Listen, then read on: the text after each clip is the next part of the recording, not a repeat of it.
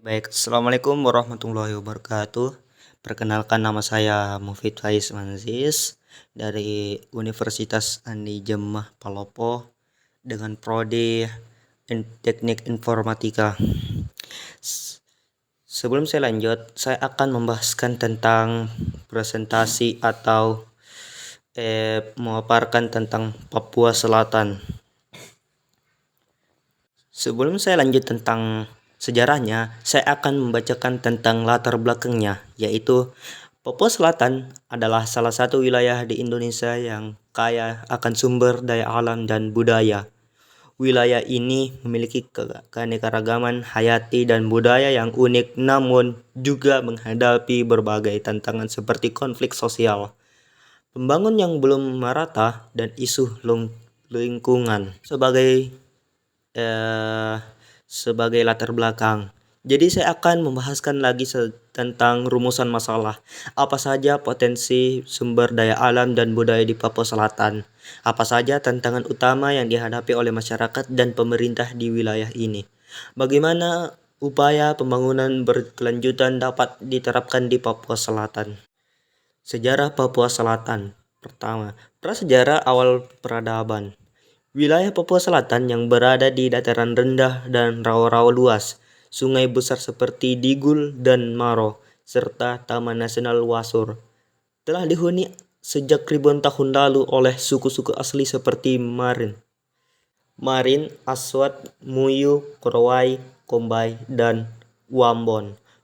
Bukti arkeologi menunjukkan bahwa masyarakat di wilayah ini hidup sebagai pemburu, peramu, dan pengolah sagu, dan kehidupan yang berpusat pada sungai sebagai jalur transportasi dan sumber pangan.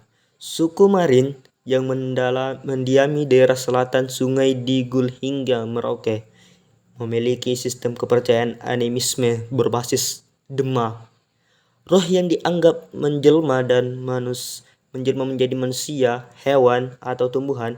Suku Asmat di wilayah Rawa-Rawa, Kabupaten Asmat, terkenal sebagai pengukir kayu dan pelaut ulung, dengan budaya yang mencerminkan adaptasi terhadap lingkungan rawa.